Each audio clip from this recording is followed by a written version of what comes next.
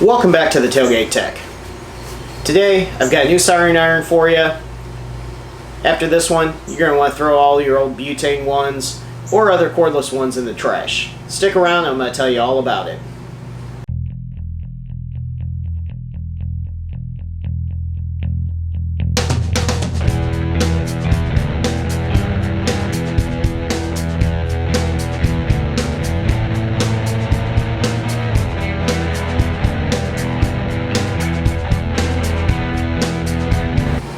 As an electronics installer, I've used a lot of different types of soldering irons over the years.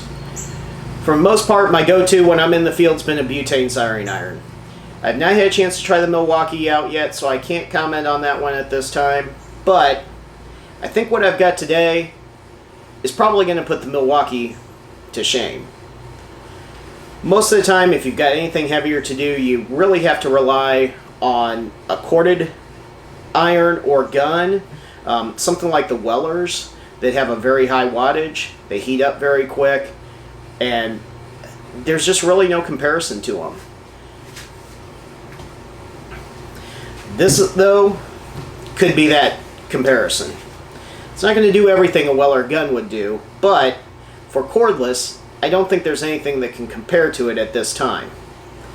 This is the Aussie Iron. Made in Australia, hence the name, Aussie Iron. Imported to the US by Aussie Irons US. Find their link down in the description, and I'll put their card up at the end of the video here. This is an all aluminum housing. The body is basically what you'd find on a D-cell Maglite. Inside, if I read the specs right, are three 18650 lithium-ion rechargeable batteries. You have a recessed, flush aluminum power switch. It is momentary, so you do have to continually hold it while you are soldering. It does have red LED illumination around it once the iron is, or once the switch is pressed. Tips are interchangeable. Simply loosen the top lock nut up here. It's a 14mm wrench, and the tips slide right out. Recharging port on the bottom. They do come in different colors. Currently, they go for $285. That is a special. Normally, they are $299. They do make a mini version of this, which I believe is just a slimmed down version. I believe the height and everything else is roughly the same. These have a 6-second heat up time, which is pretty impressive. I know using butane guns, these have a 6-second heat up time. I know using butane irons, I generally tend to have to let those warm up for a good 30 seconds, sometimes a minute in some cases, to get them up to temperature just to where they can melt the solder. This, though, we'll start melting solder at about the 6 to 7 second mark. I'm going to show you that. So to show you how quick it heats up, I've made a couple wraps of solder around the iron. The iron is cold. You can see it's not melting away or anything. I've got my phone set up here with the stopwatch. So I'm going to start the timer, press the button, so it will be a few second, about a second delay or so there between the two. And we'll see how quick that solder falls off the iron. Starting timer, pressing button.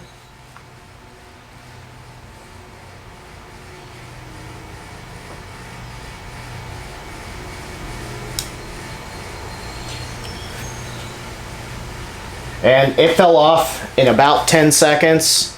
So in reality, probably say 8 to 9 seconds, heating up to where it melted those 3 wraps of solder off the tip of the iron. So they say it'll do up to even an 8-gauge wire if you leave it on there long enough, which I know a lot of butane guns or butane irons will do.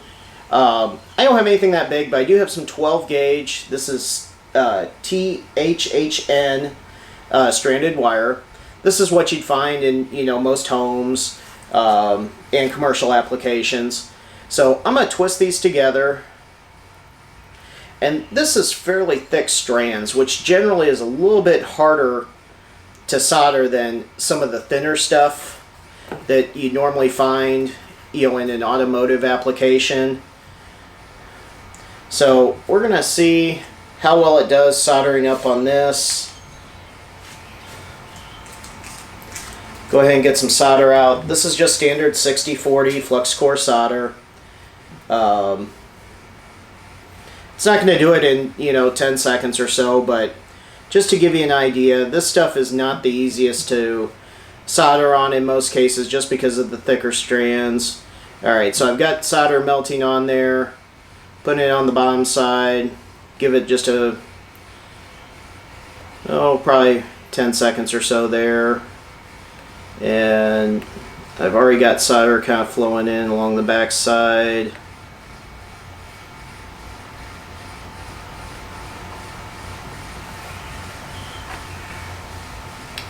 I really need something to support the other side on this. There we go.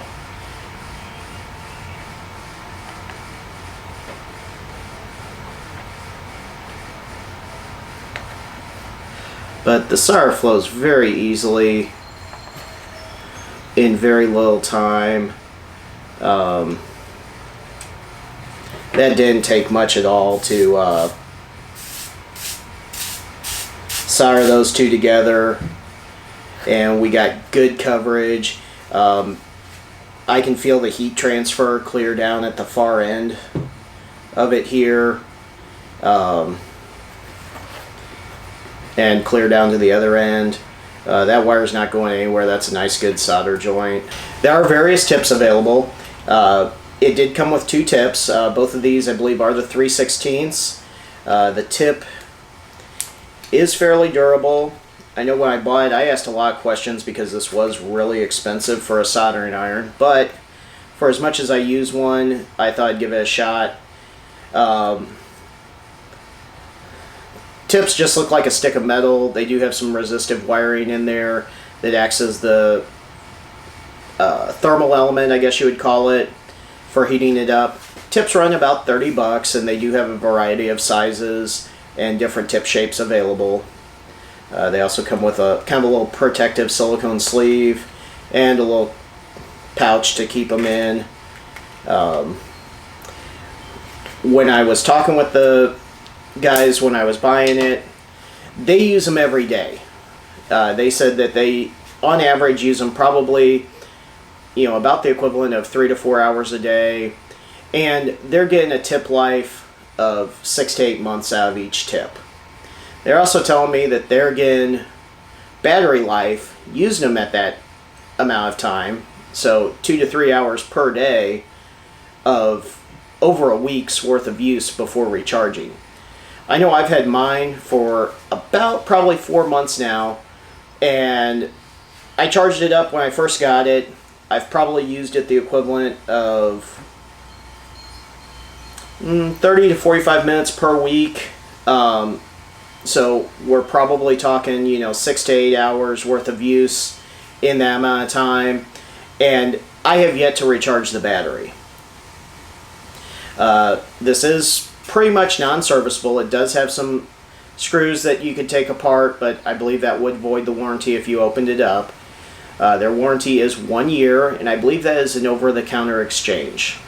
After that, I believe there is a flat rate repair charge on them if you have to send it back. For right around $300, I do believe this is the best option out there for doing any type of soldering where you cannot have a corded iron or a gun available. The only downfalls I see to it is, one, there is no battery indicator lights on here to tell you what your charge level is. That would be nice to see. The other downfall is the charging port. It is not your standard USB port that you'd find on most things these days. It's a, I believe that's like a 2.5 millimeter coaxial style plug. Does come with the charger though.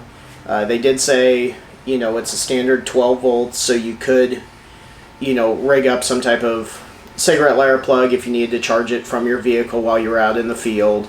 But for the most part, probably if you charge this thing up, even if you were using this thing for 8 hours a day, you would probably be just fine, the first few years till the batteries started to wear down and lose some of their capacity, to use this all day without having to worry about recharging it. Probably even a couple days without having to worry about recharging it. So overall, I think this is a great choice. I think this really is the butane killer out there. I don't think you're going to find another cordless soldering iron anytime soon that's going to match up with the specs on this guy. Thanks for stopping by. If you like what you saw, hit that thumbs up down below. Click that subscribe button and hit the bell notification if you'd like to be notified when I put out new videos. Thanks again.